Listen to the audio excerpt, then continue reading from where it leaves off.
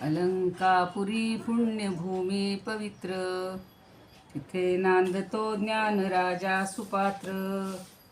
तया ठविता महापुण्यराशी, नमस्कार माझा सद्गुरु ज्ञानेश्वरांसी. नमो अनंताय शुद्धाय कूटस्थाय आत्मने नमः. प्रेमांबुधिविहाराय ज्ञानराजाय ते नमः. माधुर्यरसकल्लोलां शिवशक्तिस्वरूपिणीम् अमृतानुभवार्थाय वंदे ज्ञानेशनंदिनीम्. ज्ञानदेव गुरु ज्ञानदेव तारू, उतरिल पहिलं पारू ज्ञानदेव. ज्ञानदेव माता ज्ञानदेव पिता, तोडील भवव्यथा ज्ञानदेव. ज्ञानदेव माझे सोय रे धाय रे, जीवलग निर्धारे ज्ञानदेव. सेना म्हणे माझा ज्ञानदेव निधान, दाविली निज खूण ज्ञानदेवे. ज्ञानियांचा राजा गुरु महाराव, म्हणती ज्ञानदेव तुम्हाईसे. मज पामरासी काय थोरपण, पायीची बहाण पायी बरी. ब्रह्मादिक जेथे तुम्हा ओळंगणे, इतर तुलने काय पुढे. तुका म्हणे नेणो युक्तीची आखोली, म्हणून ठेविली पायी डोई. म्हणून ठेविली पायी डोई. ज्ञानियांचा राजा गुरु महाराव, म्हणती ज्ञानदेव तुम्हाईसे. कलावज्ञ जीवोद्धरार्थावतारं, कलांकांक तेजोधिकामोदिवक्त्रं. कलानीशवादापनो दार्हदक्षं, समाधिस्थमूर्तिं भजे ज्ञानदेवं. समाधिस्थमूर्तिं भजे ज्ञानदेवम्. अलंकापुरी रम्यसिंहासनस्थं, पदाम्भोज तेजस्फुरद्दिक्प्रदेशं. विधीन्द्रादिदेवैः सदा स्तूयमानं, समाधिस्थमूर्तिं भजे ज्ञानदेवं. समाधिस्थमूर्तिं भजे ज्ञानदेवं. समाधिस्थमूर्तिं भजे ज्ञानदेवं. ज्ञानेश्वर महाराज की जय. पंढरीनाथ भगवान की जय. जय तू श्रीकृष्ण, जय तू ज्ञानेश्वर. पंढरीनाथांना वंदन करूया. निवृत्ती ज्ञानदेव सोपान मुक्ताबाईंना वंदन करूया. तुम्ही श्रोते जगदीश मूर्ती, तेथे माझी व्युत्पत्ती किती. बुद्धिहीन अल्पमती सलगी करीते. सर्व श्रोत्यांच्या अभ्यासकांच्या हृदयस्थ परमात्माला वंदन करून आज आता आपण 53च्या पुढच्या ओव्या घेणार आहोत. 52-53 परवा झालेले आहेत. कुणाला जर तुमच्यापैकी काही बोलायचं असेल, सांगायचं असेल तर सांगा, नाही तर मग पुढच्या ओव्या सुरू करणार. जय श्रीकृष्ण ताई. 51 सांगू का? हो सांगा सांगा सांगा. मलाही क्लिअर होईल थोडं. चालेल चालेल चालेल बोला. ने पेरिता पीक जोडे, ते बुडाची आहे रोकडे. ऐसिया सोयी उघडे बोलणे हे. ने पेरिता पीक जोडे, ते बुडाची आहे रोकडे. ऐसिया सोयी उघडे बोलणे हे. जमिनीत बी पेरले तर ते कणीस रूपाने उगवते, आणि त्या प्रत्येक दाण्यात पुन्हा धान्य रूपात बी उगवतं. बी नाही पेरले तरी त्या बीजामध्ये कणीस असतेच, म्हणजे ती शक्ती बीजात असते. हे ज्याला समजले त्याला अव्यक्त परमात्म्याचे स्वरूप नक्की समजेल. असं आहे का त्याचा? हो हो बरोबर आहे. त्याच्यात ते आहे. काहींनी कणीस घेतलंय, काहींनी कणगीतलं घेतलंय. शेवटी म्हणण्याचा उद्देश तोच आहे की त्या बीजामध्ये जी शक्ती आहे ती अदृश्य आहे. म्हणजे तुम्ही पेरलत म्हणून त्याला येणार आहे आणि पेरलं नाहीत तर ते तसंच आहे असं नाही आहे. तर ती शक्ती जशी अदृश्य आहे किंवा आपल्याला दृश्य रूपात नाही आहे, तसंच ह्या परमात्म्याचं आहे हे आपल्याला पटवून देण्यासाठी त्यांनी ते सांगितले की तो मुडा शब्द वापरलेला आहे ना, मुडाची राहे रोकडे. तर मुडाचा अर्थ कणगी असा घेतलेला आहे. कणगीत तुम्ही पाहिलं असेल, खेड्यामध्ये मोठाल्या कणगी असतात, त्याच्यात ते धान्य साठवून ठेवायचं असतं. तर आधी त्या छोट्या कणगीमध्ये कमी प्रमाणामध्ये ते धान्य तो लपवून ठेवत असतो किंवा साठवून ठेवत असतो, आणि जेव्हा पेरायचे त्यावेळेला ते बाहेर काढतो. पण त्या प्रत्येक बीमध्ये सूक्ष्म रूपानं किती प्रकारचं धान्य आहे, किती प्रमाणात, प्रकारचं नाही प्रमाणात, हे आपल्याला समजतं का? नाही समजत. एवढंच ते म्हणजे सांगितलं बरं आहे की बी पेरल्यानंतर त्याचं मोठ्या प्रमाणावर धान्य होतं. आता मला ते एकदम आत्ता तुम्ही सांगितल्यानंतर गुरुचरित्रातली त्या शेतकऱ्याची आठवण झाली. माहिती आहे ना तुम्हाला गुरुचरित्रातला प्रसंग? माहिती आहे का शेतकऱ्याचा? नाही सांगितलं तर बरं होईल. हां, नाही मला आत्ता एकदम आळसं आठवलं की गुरूंवर श्रद्धा ठेवली तर काय होऊ शकतं. तो एक साधा शेतकरी आहे. फक्त रोज गुरु जात असतात ते तिथून त्याच्या वाटेवरून, शेतावरून, जवळून, म्हणून तो फक्त त्यांना नमस्कार करायचा. तर ते गुरु एकदा हसत हसत म्हणतात की का रे बाबा नमस्कार करतोस? काही नाही म्हणे, तुम्ही गुरु आहात म्हणून मला आपलं तुमच्यावर वाटते श्रद्धा आहे. त्याचं छान शेत असं पिकत म्हणजे वाढलेलं असतं ज्वारीचं. तर तो नमस्कार करतो आणि गुरु म्हणतात की काय अपेक्षित आहे तुला? तसं नाही म्हणे, माझं हे शेत वगैरे आता छान फळाला आलेलं आहे, तर तुमची फक्त कृपादृष्टी असू द्यात. तर बरं म्हणतात. असाच रोज जाता येता तो परत नमस्कार करायचा. तर एके दिवशी ते असं, पूर्वीच्या काळी असं असायचं की आत्तासुद्धा तुमच्या शेतात किती धान्य येणार, त्यातलं किती प्रमाणात तुम्ही ती लेवी म्हणून किंवा आपल्या सरकारी ह्याच्यामध्ये गोदामामध्ये जमा करायचं असतं. तर ते त्यांचं ठरलेलं असतं अधिकाऱ्यांचं आणि त्यांचं, की बा मागच्या वर्षी अर्धा काय दिलं असेल, 6% देतात म्हणजे 61 भाव वगैरे. तर ते गुरु म्हणतात छान आले तुझं पीक, पण मग मी सांगेन तसं करशील का? तर म्हणे हो करीन ना. म्हणे हे सगळं आलेलं धान्य म्हणजे शेतात जे आता पीक आलेलं आहे हे सगळं कापून टाक म्हणे. आता अगदी म्हणजे धरायला आलेलं असतं, कणसं व्हायला आलेली असतात, ते कणीच म्हणल्यावर माझ्या डोळ्यापुढं तो प्रसंग आला. तर बरं ठीक आहे म्हणतो, कारण गुरूंवर एवढी श्रद्धा आहे त्याची की लगेच तो गावात गेला. त्या ह्यालाही सांगितलं, म्हणजे ग्रामस्थ अधिकाऱ्यालाही सांगितलं की मला अशी अशी माणसं द्या, माझं शेत आत्ताच्या आत्ता कापायचं. आणि घरच्यांना म्हणतात, बायका मुलांना चला हे करायचं. तर ते म्हणतात वेडे का म्हणे तुम्ही, ते गुरु कोण कुठले आले आणि त्यांचं काय ऐकता? एवढं छान आता फळाला आलेलं ते तुम्ही कापून टाकणार? म्हणे आपलं नुकसान करून घेणार. तर तो म्हणतो नाही, माझी गुरूंवर श्रद्धा आहे, मी कापून टाकणार. आणि त्यांना मग जे मिळतील त्यानं अधिकाऱ्यांनाही विचारलं की नंतर समजा तुझं धान्य कमी आलं किंवा तुला आलं नाही तर ठरल्याप्रमाणे तू मला देशील ना, जे काय भाग आहे द्यायचा आहे तो म्हणतो त्याच्या दुप्पट देईन म्हणे मी तुम्हाला. आणि तो निघून जातो, म्हणजे जातो आणि ते कापणी करून घेतो.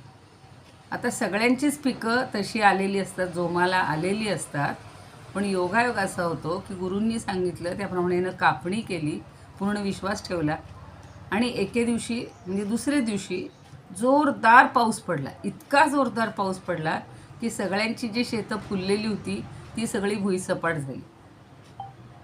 आणि याच्या ह्याला जे फोडलं म्हणजे असं कापल्यामुळं ते असे हे फुटतात ना, तर प्रत्येकाला ती कणसं कणसं कणसं म्हणजे 100 पटीनं त्याचं पीक वाढलं. आणि बाकी सगळ्यांची शेती म्हणजे हे झाली. आता बाकीच्यांचं वाईट व्हावं याचं चांगलं व्हावं असं गुरूंचं नव्हतं म्हणणं, त्यांच्यावर श्रद्धा होती, त्यांनी त्यांना सांगितलं. आणि मग इतका दुष्काळ पडला गावात की काहीच नाही कोणाच्या ह्याच्यामध्ये शेतात आल्यामुळे. पण याचं एवढं 100 पटीनं वाढल्यानंतर मग त्यांनी सगळं नेऊन दिलं, म्हणजे ह्यालाही दिलं, ग्रामस्थांनाही दिलं, लोकांनाही वाटलं. तर हा एक श्रद्धेचा भाग असतो. आणि तो श्रद्धा म्हणजे मला आता तो श्लोक लिहायचा आहे म्हणून हे एकदम आठवलं आणि ते त्याच्यात हे करावं वाटलं. पण असं ते असतं की तुम्हाला दिसणार आहे का त्याच्यात किती आहे? त्या गुरूंना काय त्याला म्हणतो आयसाईट असेल, दिव्य दृष्टी असेल, त्यांनी त्यांना बरोबर सांगितलं आणि त्याचं धान्य बिचाऱ्यांचं वाचलं. म्हणजे त्या मुळ्यातील बिया जे पीक आहे त्याचा काही व्यवहार होतो का? व्यवहार होत नाही. व्यवहार होत नाही तोपर्यंत ते कळत नाही, किंवा शेतामध्ये बी पेरल्यानंतर जेव्हा ते येईल त्याचा अंदाजही नसतो. तसं हे परमात्म रूप जे आहे हे सगळं गुप्त आहे पण उघड आहे. आणि मग आता सगळे म्हणतात की हे सगळे दृष्टांत देत आहेत, पण याच्यातनं काय? त्याच्यावर आपल्याला 52-53 आता त्यांनी हे काढलेलं आहे. भरपूर अजून कोणाला छान सांगितलं तुम्ही. दुसऱ्या कोणाला काही सांगायचं आहे? ताई ताई मी सांगते 52वी. हां सांगा सांगा सांगा. 52. हां सांगा. सद्गुरु चरित्राची गोष्ट आहे ताई. आता तुम्ही सांगितले ना हो ते शेतकऱ्याचं हो. सद्गुरु चरित्रात आहे ते. गुरुचरित्रातलीच आहे. हो, आणि आता ते माझं हां. पुस्तक झालंय. तुम्हाला सगळ्यांना कधी बघायला मिळेल? नाही आहे पर्वतेश्वर नावाचं त्याचं. हां हां बरोबर. हो 52वी ओवी घेते. हां एवम विशेष सामान्य दोन्ही नातळे चैतन्य ते भोगी जे अनन्य देणेसी सदा. हं. विश्वामध्ये परमेश्वरी चैतन्य नांदत आहे. त्या अपूर्व चैतन्याला हे सामान्य रूप आणि त्याचे विशेष रूप असा भेद संभवत नाही. चैतन्य हे कुणाला स्पर्श करीत नाही. ऊन आपल्या अंगावर पडते, चांदणे आपल्या अंगावर शांतपणे सुखाचा वर्षाव करते, परंतु ते आपल्या अंगाला कधी चिटकत नाही. आपली सावली आपल्या पायाशीच असते, परंतु सावली कधी आपल्याला स्पर्श करत नाही. असे हे विश्वव्यापी चैतन्य त्याच्याशी अभिन्न होऊन त्याला भोगावे लागते. चैतन्याला भोगता आणि भोग्य दोन्हीही जाणवत नाही. आत्म्याशी जेव्हा सूर जुळतो तेव्हा परमेश्वरी चैतन्याचा गाभारा आपल्यासाठी उजळून निघतो. त्या उजेडात आपण न्हावून निघायचं, परंतु त्याचा चैतन्य स्पर्श कधी होत नाही. भोग भोगून सुद्धा आपण पुन्हा अभोगीच राहतो. वा, खूपच छान आहे. सुंदर सांगितलं.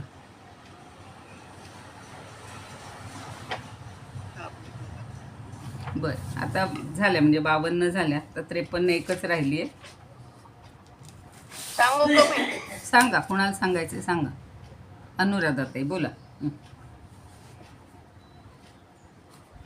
53वी ओवी.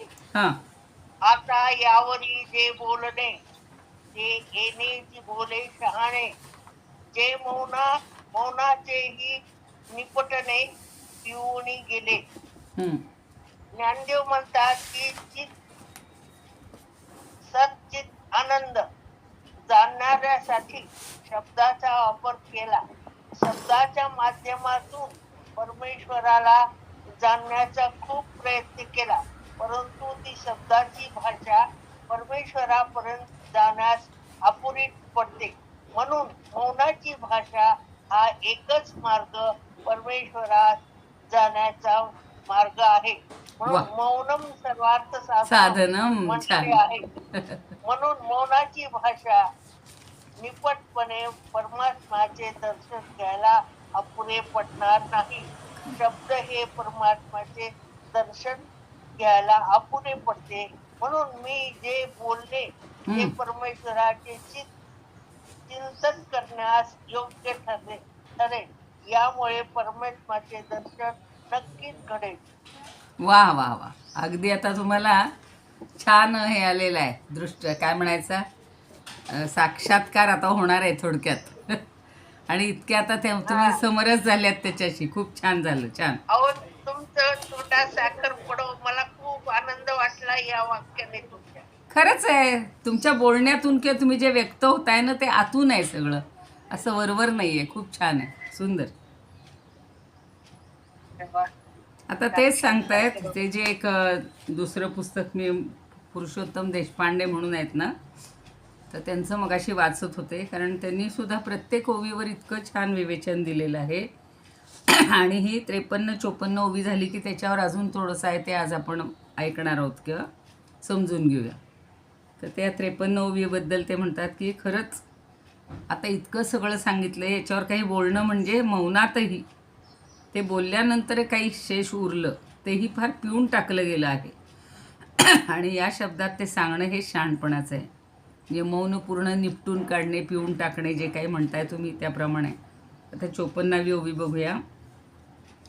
एवं प्रमाणे अप्रमाण दृष्टांती वाहिली आण प्रमेय केले अप्रमाण दिसावयाची. आता रोज जे चाललेलं आहे की 6 जी प्रमाणं आहेत, 6 जी शास्त्र आहेत, ही काय झालेली आहेत तर ती अप्रमाण ठरलेली आहेत. म्हणजे या प्रमेयाची म्हणजे परमात्म्याची सिद्धी करण्यासाठी ती अप्रमाण आहेत, ती अपुरी आहेत. जसं आपण बाप दाखव नाही तर श्राद्ध कर म्हणतात, किंवा एखादी गोष्ट पटवून द्यायची असेल तर ती सांगावीच लागते, पटवून द्यावी लागते. पण हे पटवून देता देता सगळे मौनावलेत आणि म्हणून त्यांचं असं म्हणणं आहे की ही सगळी प्रमाणं अप्रमाण ठरलेली आहेत आणि दृष्टांती वाहिली जाणं. आता दृष्टांत दिले, प्रत्येकानं आपापल्या परीनं दृष्टांत दिले. ज्ञानदेवांचे तर दृष्टांत म्हणजे अगदी पाऊसधारांसारखे आहेत की मोजता येणार नाहीत इतके आहेत. आणि जे दाखवण्यासाठी दृष्टांतसुद्धा शपथ घेऊन हात टेकतात. दृष्टांती वाहिली आण म्हणजे शपथ बरं का. आपण शपथ घेतो ना की मी शपथ घेऊन सांगतो की ही गोष्ट अशी अशी आहे, खरी आहे. तर म्हणून त्यांनी जणू काही शपथ घेऊन आपले हात टेकलेत आणि प्रमेय केले अप्रमाण. आणि हे जे प्रमेय म्हणजे जे ज्ञान आहे, सुखरूप मात्र किंवा सुखस्वरूप असं जे प्रमेय आहे हे काय झालेलं आहे तर पिऊन गेले.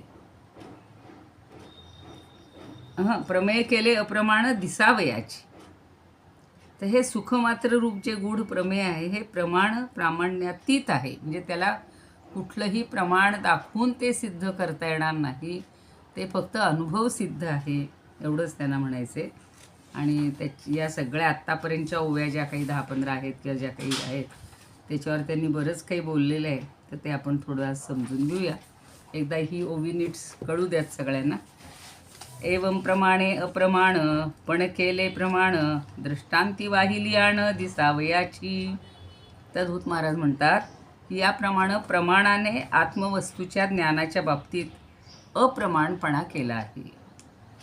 तर ती प्रमाणं ही प्रमाण आहेत, पण दृष्टांताने किंवा दाष्टांतिकाला जाणून देण्याविषयी शपथ वाहिली असेल तर तो दृष्टांत प्रमाण आहे. दृष्टांत आपल्याला पटतो, पण दृष्टांतावरून ते आपल्याला समजेलच असं नाही आहे. म्हणून त्यांनी 4 गोष्टी सांगितलेल्या आहेत की परमात्म प्राप्तीमध्ये प्रमाणही अप्रमाणच होतात. म्हणून आपल्याला भगवद्गीतेतलं मला आत्ता एकदम श्लोक आठवला, तस्मात् शास्त्रम प्रमाणम ते. म्हणजे शास्त्र हे प्रमाण आहे, पण हिते मात्र ह्या भगवंताच्या ज्ञानाच्या बाबतीत ही प्रमाणं अपुरीच पडतात, म्हणजे ती अप्रमाणच होतात. आता ती कशी आहेत अप्रमाण? तर किती एखाद्यानं पटवून सांगितलं की आमच्या गावामध्ये अमुक अमुक एक वंध्या आहे आणि तिचा हा पुत्र एवढा मोठा अधिकारी बनलेला आहे, तुम्हाला दाखवतो आम्ही वाटलंच तर आणून.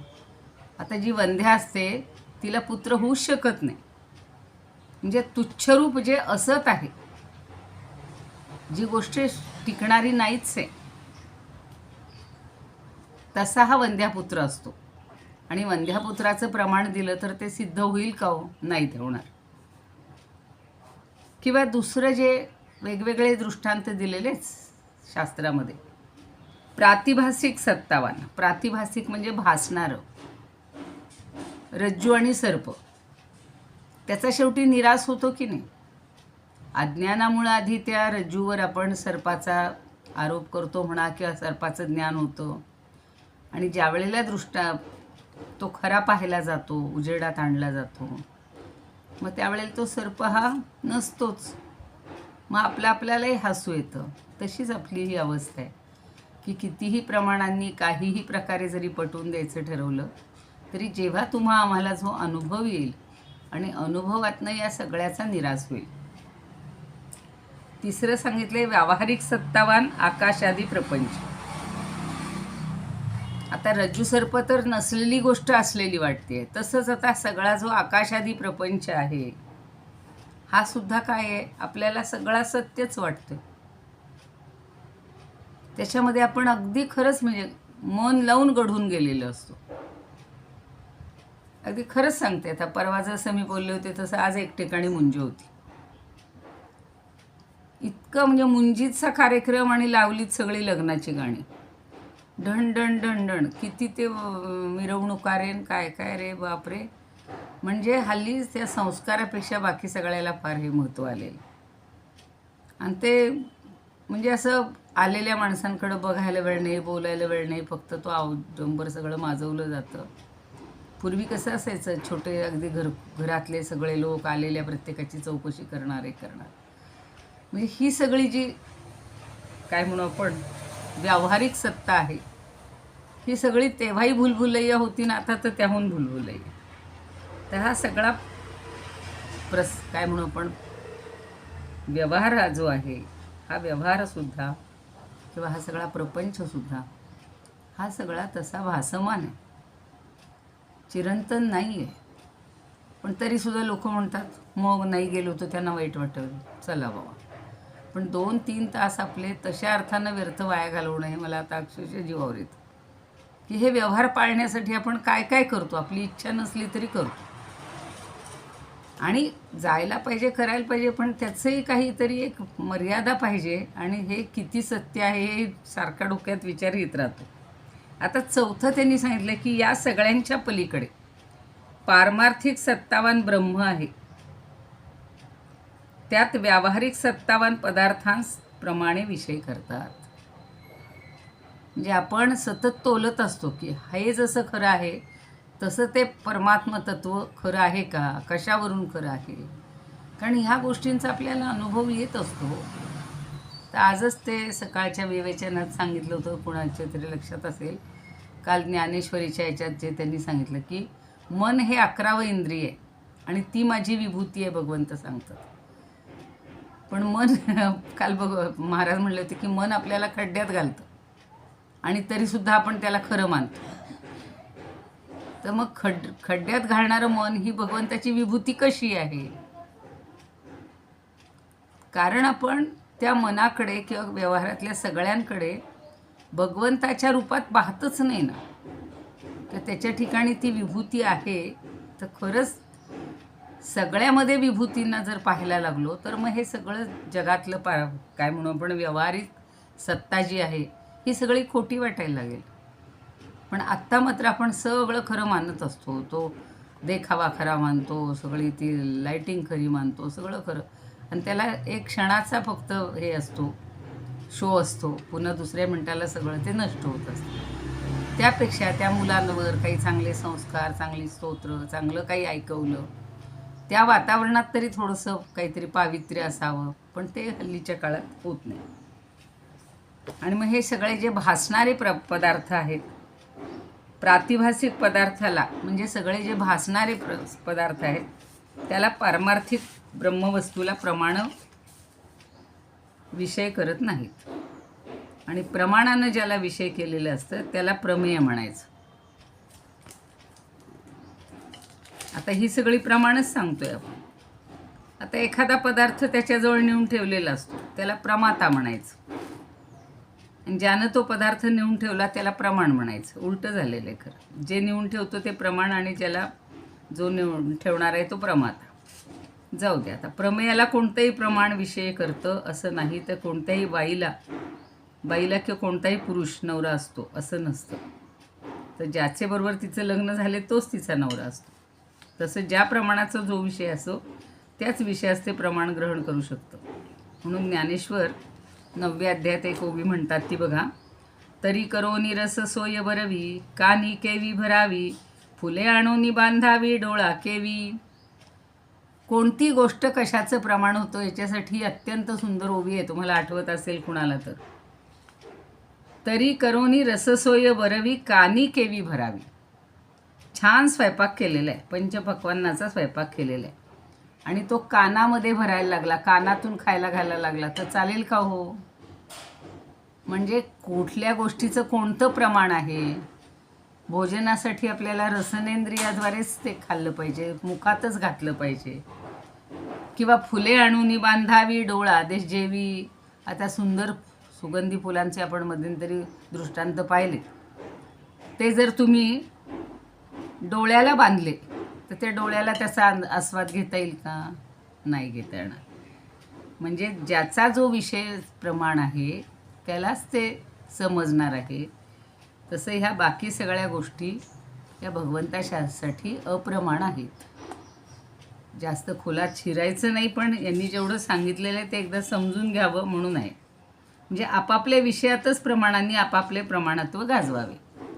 श्रोत्रेंद्रियानं श्रवणाचंच कार्य करावं. देवाने ते सगळं नेमून दिलेलं आहे. चक्षुरेंद्रियानं बघण्याचंच काम करावं. घ्राणेंद्रियानं म्हणजे वास घेण्याचंच काम करावं. रसनेंद्रियानं 2 काम आहेत, एक बोलण्याचं पण आहे, वाचाशक्ती पण आहे तिथे, आणि खाण्याचं काम. त्वगिंद्रियाला स्पर्श.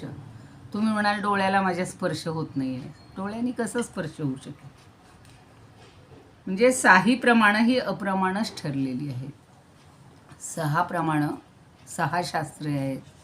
न्याय, वैशेषिक, योग, सांख्य योग, पूर्वमीमांसा आणि उत्तरमीमांसा अशी 6 शास्त्रं आहेत. आणि ती 6 शास्त्रं ही या भगवंतासाठी परमात्म्याच्या स्वरूपाविषयी अप्रमाण ठरलेली आहे. म्हणजे परमात्मा आहे असं अनुमान करण्याकरताही प्रत्यक्ष नाही. अनुमान करता येतं का? जशी आपण ती पण प्रमाणं पाहिली. अनुमान प्रमाण, शब्द प्रमाण, उपमान प्रमाण, ती पण शिकवली होती तुम्हाला. प्रत्यक्ष प्रमाण, प्रत्यक्ष ह्या 6 इंद्रियांनी 5 इंद्रियांनी शिकतो ते प्रत्यक्ष प्रमाण. बघणं म्हणलं की आपल्याला डोळ्याशिवाय काम होणारच नाही. एखादी गोष्ट काय आले गावामध्ये, चला अमुक अमुक काहीतरी आलेत, ऋषी आलेत, मुनी आलेत, संत आलेत, सभा आहे, प्रवचन आहे, की आपण तिथे प्रत्यक्ष डोळ्यांनी बघायला जातो आणि ऐकायलाही जातो. तसं ह्या परमात्म्याचा अनुमान नाही करता येत. तो स्वयंप्रकाश आहे. तो शब्दप्रमाणाचाही विषय नाही. त्याच्यासारखी दुसरी कुठली वस्तू पण नाही. समजा एखाद्याला त्याचा अनुभव आला आणि तो दुसरा म्हणेल अरे मला दाखव ना, तो म्हणतो या जगात दाखवण्याजोगी दुसरी वस्तू नाहीच आहे.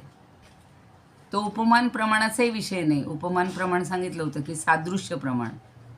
गाईसारखा गावा असतो तसं भगवंतासारखा अमुक अमुक असतो, की अमक्यासारखा भगवंत असतो असंही सांगता येत नाही.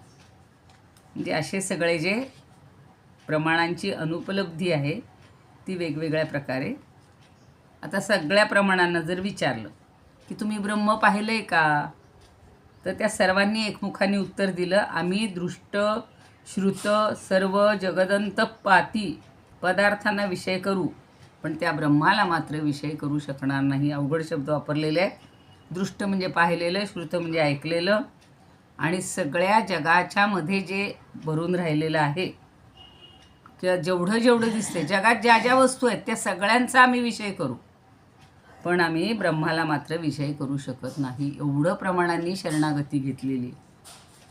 म्हणून आम्ही त्या ठिकाणी अप्रमाण आहोत अशी कबुली दिली, आणि म्हणून प्रमाणही अप्रमाण असूनसुद्धा त्यांना प्रमाणभूत मानलेलं आहे. दृष्टांतानं सांगितलं की आम्ही शपथ घेऊन सांगतो आम्हाला दिसायचा नाही, कारण दृष्ट पदार्थाचा दृष्टांत दिला जातो. परमात्मा दृष्ट नसल्यामुळं दृष्टांतासही तो विषय होऊ शकत नाही, आणि म्हणून त्यांनी शपथ घेतलेली आहे की आम्ही जरी आता आपली ही सगळी उदाहरणं दिली ना, आरशाची दिली, आमकी दिली, तमकी दिली, सगळी कापराची दिली, सगळी उदाहरणं आपल्याला, पण ही दृश्य पदार्थांची हे दिली जात आहे. तो त्या भगवंताला किंवा त्या परमात्म्याला तसं प्रमाण कुठलंच देता येत नाही. अशा हा 54वी ओवी आहे. अजून बघूया जोग महाराज काय म्हणतात. आता यावरी जे बोलणे ते येणेची बोले शहाणे, जे मौनाचे नेहणे. 54 घ्यायचे नाही का. एवं प्रमाणे अप्रमाण पण केले प्रमाण, दृष्टांती वाहिली आण दिसावयाची. आत्ता मी सांगितलं होतं तशी 4 प्रमाणं पुन्हा. कुठली? प्रत्यक्ष, उपमान, अनुमान आणि शब्द. तर या 4 प्रमाणांनी ब्रह्मवस्तूविषयी असं प्रमाण केलं की त्याचं आम्हाला प्रमाण देता येत नाही. प्रत्यक्ष प्रमाणानं वस्तूची सिद्धी होत नाही, कारण ते दाखवता येत नाही. कारण ब्रह्मवस्तू ही घटादी विषयवत दृश्य स्वरूपात नाही, प्रत्यक्ष नाही. आता उपमानाप्रमाणे ब्रह्मवस्तूची सिद्धी होत नाही, कारण ब्रह्मवस्तू सदृश दुसरी उपमाच नाही आहे. आपण म्हणतो कोल्ह्यासारखा कुत्र्यासारखा कोल्हा असतो, गाईसारखा गावा असतो, अमक्यासारखा अमका असतं. तिथं सादृश्य ज्ञान नाहीच आहे भगवंताच्या इथे. आणि ब्रह्मवस्तू ही परमार्थ आणि स्वयंप्रकाश असल्यामुळे इतर जड पदार्थांप्रमाणे तिचं प्रकाशनही होत नाही. किंवा ब्रह्म जसं धूर असेल तिथं अग्नी असतो हे अनुमान करतो, तसं ब्रह्म असं अनुमान करण्या इतकी पण प्रत्यक्ष सामग्री तिथं नसते. म्हणजे चारी प्रमाणांनी आमच्याकडून ब्रह्मवस्तूची सिद्धी प्रमाण होत नाही. आणि प्रमाण या चारी प्रमाणे केलं. दृष्टांताचाही अंतर्भाव उपमा प्रमाणातच झाल्यामुळं दृष्टांतांना जसे आम्ही दर्शवितो तसे ब्रह्मवस्तूच दर्शवता येत नाही, अशी दृष्टांतांनी शपथेवर जबानी दिलेली. आता जेवढे आपण दृष्टांत ऐकलेत काल परवा किंवा आत्तापर्यंतच्या वर्षभरात, नाना पुष्पाची अवदरा न येता पुष्पसारा, आपणची भवरा होवावे पडे, भोवऱ्याची फुलांची सगळी न रांधिता रस सोय, ती पण म्हणजे रांधल्याशिवाय त्याची चव कळणार आहे का. तर ते सगळे प्रत्यक्ष किंवा असे वेगवेगळे अनुभव आहेत ज्ञान घेण्यासाठी चारी पाची इंद्रियांनी आणि या चारी प्रमाणांच्याद्वारे घेतली जातं. तर तसं काही हे सांगण्याजोगी गोष्ट नाही आहे. म्हणून आपण संस्कृतमध्ये काय म्हणतात बघूया.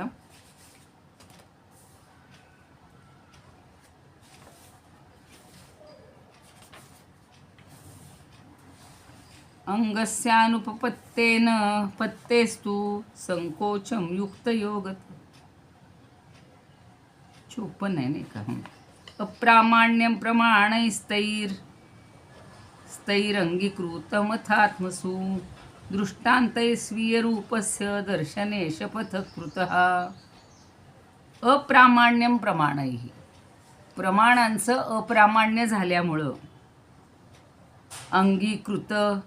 कृतम अथात्मसु म्हणून आत्म्याला अंगीकृत केलं.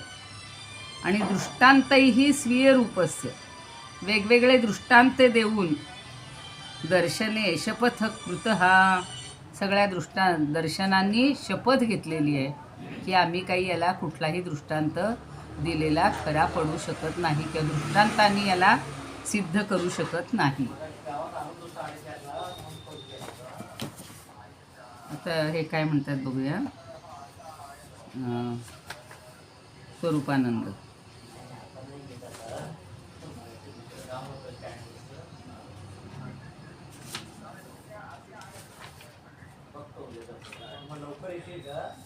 नाना उपपत्ती होती तेथे प्रमाणे ती होती अप्रमाण.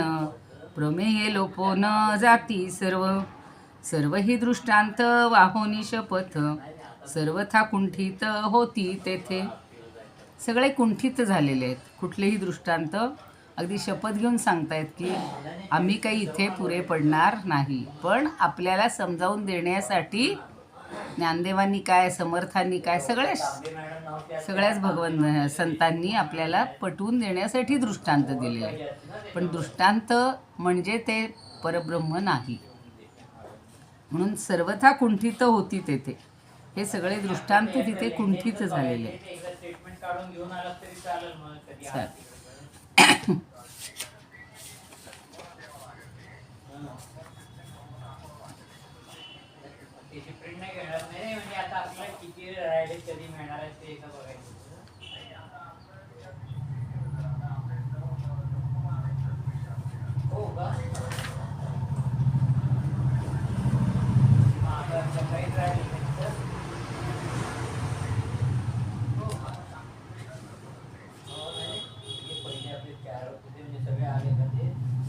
एवं प्रमाणे अप्रमाण पण केले प्रमाण दृष्टांती पाहिली आणि दिसावयासी. ते व्ही कुलकर्णी म्हणतात की अशा रीतीनं आत्मवस्तूच्या ज्ञानोपलब्धीत प्रत्यक्ष अनुमान इत्यादी प्रमाणांनी आपण सर्व अप्रमाण आहोत ही गोष्ट सप्रमाण सिद्ध केली. दृष्टांतांनी सुद्धा आत्मवस्तू सदृश असं काही दाखवता येणार नाही असं शपथपूर्वक सांगितलं. आता सगळ्यांनी ज्याला आपण म्हणतात ना काखावर केल्या किंवा हातवर केलेले आहेत, आम्ही सगळे अपुरे आहोत. आमच्यापासून आमच्याद्वारे हे परब्रह्मरूप किंवा हे परतत्व किंवा परमतत्व हे दाखवता येणार नाही, कारण त्याला दाखवता येण्याजोगं दुसरी वस्तूच नाही आहे. म्हणजे असे दृष्टांत जरी दिले तरी ते सदृश्य आहेत, ते ते नव्हेत, किंवा त्या दृष्टांतांनी त्याची सिद्धता होणार नाही. आता पुढे काय म्हणतात बघा, कंदारकर काय म्हणतात बघूया.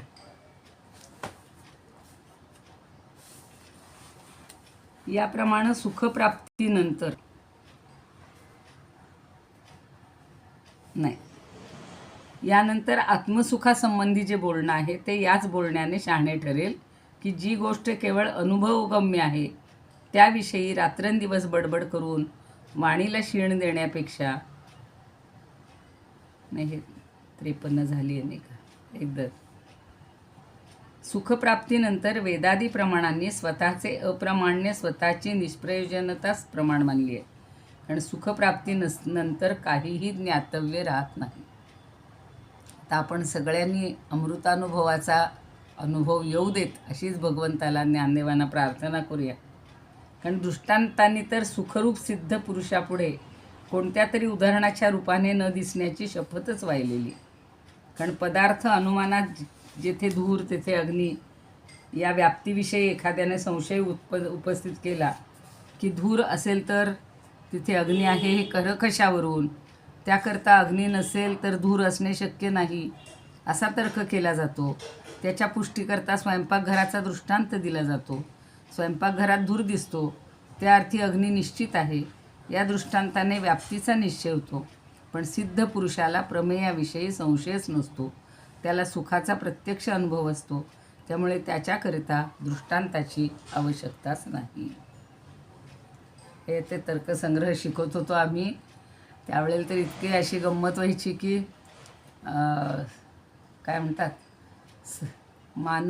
मनुष्य हा मर्त्य आहे. मग त्याच्यासाठी आपण काय सांगतो, हे सगळे प्राणी मर्त्य आहेत, अमुक मर्त्य आहेत, अमुक मर्त्य आहे. आणि मग ते आमचे एक सर सांगायचे, ते आम्हाला इतकं हसू यायचं, सगळे अकावळे कावळे नाहीत.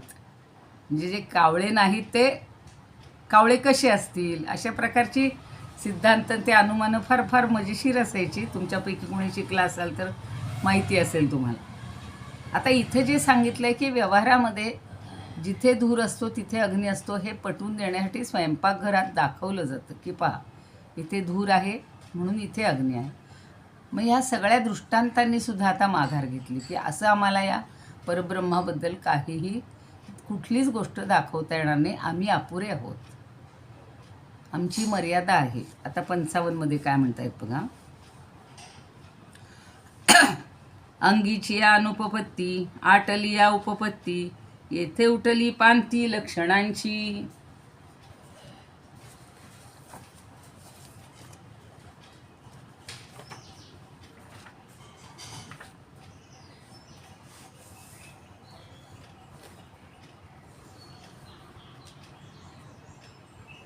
आता उठली म्हणजे नाहीशी झाली बरं का, आपण उठली म्हणजे निर्माण झाली असा अर्थ घेतो.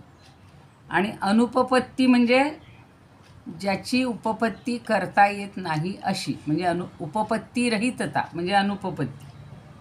आणि पांती म्हणजे पंक्ती किंवा मालिका. आता इथं काय म्हणतायत 55 की अंगाची या अनुपपत्ती आटली या उपपत्ती, येथे उठली पांती लक्षणांची. म्हणजे अंगाची या उपपत्ती, अंग म्हणजे आता हे वेगवेगळे जे युक्त्या आहेत, आत्ता सांगितले तसे काही दृष्टांत आहेत, तर या युक्तीचं अंगच उत्पन्न होऊ शकत नसल्यामुळं सगळ्या युक्ती आटून गेल्या आणि लक्षणांची पंक्ती देखील तिथे लागू पडत नाही. म्हणून त्यांनी म्हटलं की येथे उठली पांती लक्षणांची. पांती म्हणजे पंक्ती, लक्षणं म्हणजे आपण ही एक एक लक्षणं सांगतो ना. आता बघा, गाय म्हटलं की ती अशी आहे, 2 शिंग आहेत, काळ्या रंगाची असते, कपिल रंगाची असते, शेपूट असतं, 4 पाय असतात, सगळं प्रत्येकाचं सांगितलं जातं वैशिष्ट्य, ती लक्षणं. तर या लक्षणांची पंक्तीसुद्धा तिथे लागू शकत नाही. त्या ब्रह्माचं काही असं लक्षण सांगता येईल का हो? नाही सांगता येणार. म्हणून आपले सगळे जे काही युक्ती आहेत, आपण जे जे काही सांगण्याचा प्रयत्न करतो आहे, तर ते तिथं उत्पन्न होऊ शकत नाही. आणि म्हणून लक्षणाची पंक्ती देखील तिथे लागू शकत नाही, असं गुलाबराव महाराजही म्हणतात. आता ते हे काय म्हणतात बघूया. म्हणजे ब्रह्मस्वरूपासंबंधी ज्या ज्या उपपत्ती आणि अनुपपत्ती आहेत, त्या अंगी म्हणजे ब्रह्मरूपातच आटून जातात. आणि अर्थापत्ती प्रमाणाने अनुपपत्ती साधन असते व उपपत्ती साध्य असते. अनुपपत्तीवरून उपपत्तीची कल्पनाही केली जाते. आता याच्यावर बरंच त्यांनी दिले बरं का. येन विनायदनुपपन्नम तत्तयोपपाद्यम सस्याभावे यस्यानुपपत्ती तत्तयोपपादकम. आता एखाद्या कारणाशिवाय कार्य होऊ शकत नाही. जसं मगाशी बी पेरल्याशिवाय धान्य येऊ शकत नाही. म्हणजे ते कार्य त्या कारणाचं उपपाद्य असतं, निर्माण करणारं असतं. आणि ते कारणाशी कार्यरूपानं संबंध होण्यास योग्य असतं. त्याला एक छान दृष्टांत दिला आहे, खूप छान. म्हणजे शास्त्रामध्ये असे दृष्टांत फार भारी देतात. की एक मनुष्य होता बरं का, आणि तो दिवसा मुळीच जेवत नव्हता. बरं, तो चोरून लपूनही काही खात नव्हता, हेही खरं होतं. पण त्याचं शरीर मात्र पुष्ट होतं, रसरशीत होतं, कांतिमान होतं. मग आता मला सांगा, तुम्ही आता महिनाभर एक दिवस उपवास केला तरी दुसऱ्या दिवशी चेहरा सुकून जातो. तर अन्न खाण्या वाचून शरीर पुष्ट राहणं कधीतरी शक्य आहे का? म्हणजेच त्या पुष्टतेची अनुपपत्ती होते. मग अशी कल्पना करावी लागते की हा मनुष्य रात्री पौष्टिक अन्न खात असला पाहिजे, दिवसा खात नाही, पण रात्री पौष्टिक अन्न खात असला पाहिजे. आणि अशी कल्पना न केल्यास तो मनुष्य दिवसा जेवत नाही हे तर खरंच, पण रात्रीही जेवत नसेल तरी शरीर पुष्ट राहणं हे अस्वाभाविक आहे. आता पुन्हा मगाच्याच सारखं गुरुचरित्रातला दृष्टांत परत आठवतोय. धौम्य ऋषी जे असतात त्यांचे त्याच्या 3 शिष्य, त्यातला एक आरुणी, पांचाल आणि बैद. तर त्यांनी त्या बैदला काय केलं होतं, काही खायचं नाही. तो धष्टपुष्ट होता, नुसता गुबगुबीत होता. म्हणून ते सांगतात की तू गाई राखायला घेऊन जा. तो गाई राखायला घेऊन जातो. आता त्याला 12 वाजता भूक लागायची. मग त्यानं काय केलं, पण त्यांनी सांगितलं होतं की तू भिक्षा मागून घेत जा, भिक्षा मागत जा. मग तो जायचा, भिक्षा मागून आणायचा, खायचा, संध्याकाळी परत यायचा. मग एके दिवशी काय होतं, गुरुजी विचारतात की अरे तू इतका धष्टपुष्ट कसा? म्हणे मी भिक्षा मागून खातो, तुम्ही सांगितलं होतं ना. अरे ती भिक्षा मला आणून द्यायची म्हणून मी तुला सांगितले. मग आता उद्यापासून त्याला गुरूंना भिक्षा नेऊन द्यायला लागला. परत हा कासावीस व्हायला लागला. मग ह्यानं पुन्हा दुसऱ्यांदा भिक्षा दुसरीकडनं मागायची आणि खायची. पुन्हा तो पुष्टच. परत गुरुजी म्हणतात कसं काय तू एवढा धष्टपुष्ट? म्हणे एक भिक्षा मी तुम्हाला आणून देतो आणि दुसरी भिक्षा मी खातो. गुरु म्हणतात असं नाही करायचं, हे तुला चालणार नाही. बरं म्हणतो. मग दुसऱ्यांदा काय करतो तो, गाईचं दूध असतं, रोज धारा वासरे हे करतात, पितात. मग ते दूध प्यायचा तो. मग दुधाने तर अजून हा पुष्ट व्हायला लागला. मग गुरु म्हणतात तू कसं काय अजून पुष्ट होतोस? आता भिक्षा आणत नाही, काही नाही. म्हणला नाही आणत शिक्षा. मग काय करतोस? मी दूध पितो. अरे म्हणे वासरांचं असं उष्ट दूध प्यायचं का? नाही प्यायचं म्हणे. मग आता ह्याची झाली पंचायत, सगळीकडनंच कोंडी झाली. मग एक दिवशी जात असतो तर रुईचं झाड दिसतं आणि रुईच्या झाडाला चीक येतो बघा, आणि तो दुधासारखाच देतो. काय म्हणतात ना, बुभुक्षितः किम न करोती पापम. संस्कृतमध्ये सुभाषित फार छान आहे. तर भुकेलेला माणूस काय पाप करणार नाही, म्हणून तो रुईचा चीक खातो, पितो. म्हणजे त्याला वाटतं ते दुधासारखंच आहे. आणि तो डोळ्यामध्ये जातो आणि त्याची दृष्टी जाते आणि तो एका विहिरीत पडतो. इतकी अवस्था होते. मग रात्रीच्या वेळेला जेव्हा तो येत नाही, जशा मागच्या दोघांच्या वेळेलाही गुरूंनी जाऊन पाहिलं होतं. मग आरोणी तर ते पाणी थोपवण्यासाठी स्वतःच झोपून राहिला होता. पांचाळ असतो तो हे करतो, स्वतः रेड्याऐवजी स्वतः गाडा चालवतो. तसं आता हा तर काही दिसतच नाही आहे. अरे तू कुठं आहेस विचारतात. तर तो रडत असतो आतून, म्हणतो मी इथं आहे, विहिरीत पडलेला आहे ना. मग गुरूंचं सामर्थ्य खूप होतं, त्यांनी त्याला हाक मारून वर काढलेलं आहे. आणि त्याच्यातून हे सांगितलेलं होतं की कुठलीही साधना करायची असेल तर अन्नाचा आहार कमी घेतला पाहिजे. हे पटवून देण्यासाठी त्याला आणि ज्ञान मिळवायचं असेल तर थोडे तरी कष्ट पाहिजे. आता इथं त्यांनी जे सांगितलं की तो गुबगुबीत आहे, त्याच्यावरनं मला ती कथा आठवली. तर हा गुटगुटीत कसा राहतो, तर तो रात्रीचं काहीतरी खात असणार आहे. आणि रात्री जर जेवत नसेल तर शरीर पुष्ट राहणं हे अस्वाभाविक आहे. म्हणजे असे आपण अंदाज करू शकतो ना. म्हणजे अनुपपत्ती होते, न जेवता पुष्ट आहे याची उपपत्ती लागत नाही, म्हणजे त्याला अनुपपत्ती म्हणतात. तसं एखाद्या कार्याचं कारण जेव्हा दृष्टीआड असतं पण कार्य तर प्रत्यक्ष दिसत असतं, तेव्हा ते कार्य स्वतःची अनुपपत्ती घालवण्यासाठी कारणांची उपपत्ती शोधून काढतात. मग कशामुळे हे झालं? आता समजा धान्य काही पेरलंच नाही तरीसुद्धा कसं काय आलं? तर मगाशी सांगितलं तसं त्या ज्वारीच्या ह्याच्यामध्ये ताकद होती ना, पूर्ण पूर्ण खालपासून त्यांनी काढलेलं नव्हतं. तसं ब्रह्म हे डोळ्यांना दिसत नाही पण जगत दिसतं. मग कारणावाचून इतकं व्यवस्थित जगत निर्माण होणं शक्य नाही, अनुपपन्न आहे. त्यामुळं कार्य जगत आपल्या उत्पत्तीला योग्य अशा कारणाचं प्रकृती विशिष्ट ब्रह्माचं उपपाद्य होते. आता ही भाषा त्यांची थोडी शास्त्रीय आहे, पण आपण एवढंच लक्षात घ्यायचं की ब्रह्म काय करतं, प्रकृतीच्या साहाय्यानं हे जग उत्पन्न करतं. आता हे सगळ्यांना माहिती आहे. आणि म्हणून त्या जगत या कार्याची निर्मिती होते. असं त्यांनी एक एक गोष्टी पटवून दिलेल्या आहेत. किंवा अजून एक त्यांनी असं सांगितलेलं आहे की ह्या ब्रह्मापासून सगळं म्हणून येतो वा इमानी भूतानी जायंते, म्हणजे ही ज्याच्यापासून ही सगळी प्राणी मात्र भूत निर्माण होतात, पुन्हा त्याच्यामध्येच लय होतात, त्याच्यामध्येच ती वाढत राहतात, असं सगळं सांगितलेलं आहे. त्यामुळं भगवंताचं किंवा परमात्म्याचं असं कुठलंही लक्षण जरी आपल्याला सांगता आलं नाही तरी त्याचा अनुभव घेतल्यानंतर हे सगळं दृश्य जगतसुद्धा त्याच्यामुळंच आहे. त्या प्रत्येक जगातल्या प्रत्येक कणाकणामध्ये तोच भरून राहिलेला आहे. हे आपल्याला जेव्हा समजेल, आपल्यातलं द्वैत जेव्हा समजेल, आपल्यातलं द्वंद्व जेव्हा संपेल, त्यावेळेला आपल्याला आता हळूहळू हे अनुभवामृत चाखायला मिळेल. किंवा अनुभव तो आला की हे सगळ्याचा गोष्टीचा निराश होईल. या गोष्टी सगळ्या नश्वर आहेत हे आपल्याला जेव्हा कळेल. आता त्या नरसिंह मेहतांचं आत्ता मगाशी हे वाचत होते मी, काय म्हणायचं, चरित्र वाचत होते. स्वामीजींनी पण छान लिहिलेलं आहे. संस्कृत त्या परवा दिवशी आले होते आमच्याकडून देऊन गेले. आणि गोरखपूरची पण माझ्याकडं प्रत आहे, तर त्यातलं मी नेहमी वाचत असते. खूप सुंदर आहे. तर या संतांनी सगळ्या शिष्यासू किंवा परीक्षा घेणाऱ्याला सुद्धा बरोबर चांगल्या प्रकारे या भगवंताचं सगळं ज्ञान दिलेलं असतं.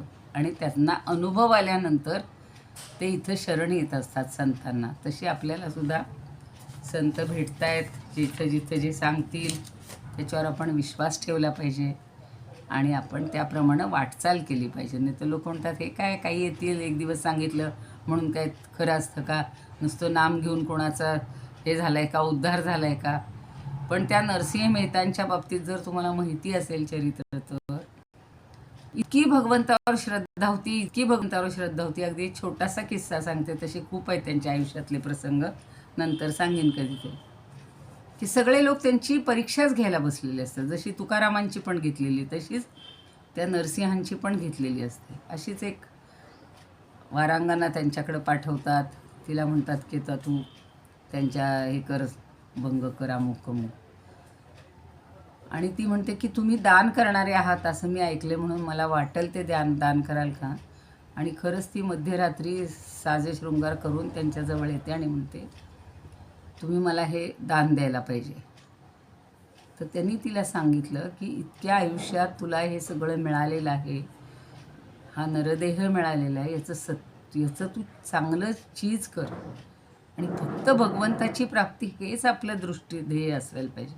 या सगळ्या गोष्टी तुझ्या आज नाही उद्या नष्ट होतील. तुझं सौंदर्य नष्ट होईल, तुझं धन नष्ट होईल, तुझा बाकी लोकांमधला असणारा दबदबा कमी होईल. पण भगवंत मिळाला तर मात्र तुला चिरंतन सुख मिळेल. आणि खरंच ती त्या मार्गाला लागलेली आहे. म्हणजे अगदी दुष्ट प्रवृत्तीच्या लोकांनी अशा काही समाजातल्या विकृत गोष्टींना सुद्धा जरी पुढं केलं तरी संत त्याच्यापासून कधी, तर हा मोठा प्रसंग झाला. पण नंतर त्यांच्या मुलीचं डोहाळं जेवण म्हणा किंवा काय जो असतो कार्यक्रम, त्याच्यासाठी तिच्या सासरच्यांनी बोलवलेलं आहे. आता हे कफल्लकच ना, यांच्याकडं फक्त टाळ चिपळे आणि ती भगवंताची मूर्ती एवढीच त्यांची काय म्हणायची सगळी इस्टेट असते आणि तीच घेऊन ते जातात. आता सगळा एवढा मोठा समाज, एवढा मोठा कार्यक्रम आपल्याकडं कसा असतो डोहाळे जेवणाचा, तसं त्यांनी त्याला छान नाव सांगितलं आहे, ते मी नंतर सांगितलं. आणि यांच्याकडं काहीच नाही. तर म्हणे हे काय तुझे वडील आले तर काय देणार आहेत म्हणे हे आपल्याला. आज सगळ्या बायका कुजबूज करायला लागतात. त्यांना तेही ऐकू जात नाही, ते फक्त भगवंताच्या ह्याच्यातच स्मरणातच असतात. आणि नंतर मग त्यांना कोणीतरी सारखं मुलगीच येऊन सांगते की बाबा तुम्ही असे कपल्लक कसे आलात आणि तुमचा भगवंत देणार आहे म्हणतात. ते काय माझी सगळी हे गेल्यानंतर देणार आहे का तुमचा भगवंत? काही काळजी करू नको म्हणे, त्या भगवंतावर श्रद्धा ठेव. आणि रात्रीत त्या भगवंतांनी एका व्यापाऱ्याचं किंवा याचं रूप घेतलं, बरोबर चांगल्या सुवासिनी आणल्या, सगळी माया तयार केली, सगळं कपडा लत्ता दागिने एकदम अमकं तमकं जेवढे म्हणून त्या मंडपात होते त्या सगळ्यांचा मान सन्मान केलेला. केवळ म्हणजे इतक्यापर्यंत भगवंत आपल्याला देऊ शकतो, फक्त त्याच्यावर श्रद्धा पाहिजे. आता ही सगुण पण रूप आहेत आणि निर्गुण पण आहेत, पण श्रद्धा हा महत्त्वाचा भाग आहे. तसंच मग ते आंघोळीला बसले तर त्यांच्या सासरच्यांनी काय करावं, उकळतं पाणी बाथरूम आंघोळीला ठेवलं. इतकं उकळतं होतं की ते हात लावू शकत नव्हते त्याला. तर ते म्हणे थोडं गार पाणी द्या. म्हणे काय तुमचा भगवंत आहे ना, देईल ना म्हणे तुम्हाला गार पाणी, कशाला आम्हीच द्यायला पाहिजे. मला तो प्रसंग वाचला आणि इतकं अंगावर आलं. तर म्हणे तुमचा भगवंत देईल. आता दिवसाची वेळ भर आणि त्यावेळेला कुठून आता भगवंतानी ह्यांना पाणी आणून द्यावं. त्यांनी मेघ मल्हार तो राग आळवायला सुरुवात केली आणि त्यावेळेला सगळीकडं मेघ दाटून आले, जोराचा पाऊस पडला, सगळे त्यात भिजून गेले. पण ह्यांना मस्तपैकी गार पाणी मिळालं आणि त्यांनी आंघोळ केलेली आहे. म्हणजे असे छोटे असतील. आता हे कदाचित मग लोकांना वाटलं की हे सिद्धी प्राप्त झाली असेल म्हणूनच यांनी असं केलं, तर असं नाही आहे. त्या भगवंतावर पूर्ण सगळं त्याच्यावर सोपवलेलं आहे. म्हणजे त्यांना रोजच्या जीवनातल्या कुठल्याही प्रसंगाची ददातच नसते, विचारच नसतो, फक्त भगवंत आहे की भगवंत. सगळे संत म्हणजे अलौकिकच आहेत, म्हणून त्यांचं जेवढं वाचू आणि म्हणून हे सगळे दृष्टांत आता शरण आलेले आहेत की या दृष्टांतांना काही राहिलंच नाही. भगवंत प्रूव्ह करण्यासाठी हे सगळे अपूर्ण आहेत, एवढंच त्यातनं त्यांना सिद्ध करून सांगायचं. चला थांबूया. इदमुपकर्तुं भुवनमण्डलं समुदितमिव भास्करं सादरं वन्दे ज्ञानेश्वरं. त्रिभुवनमाता भगवद्गीता लोकमङ्गला लोकविश्रुता लोकहितं संततं ध्यायता येन ज्ञानेश्वरी विरचिता. श्रुत्वा प्राकृतगिरं सादरं वन्दे ज्ञानेश्वरं सादरं वन्दे ज्ञानेश्वरं.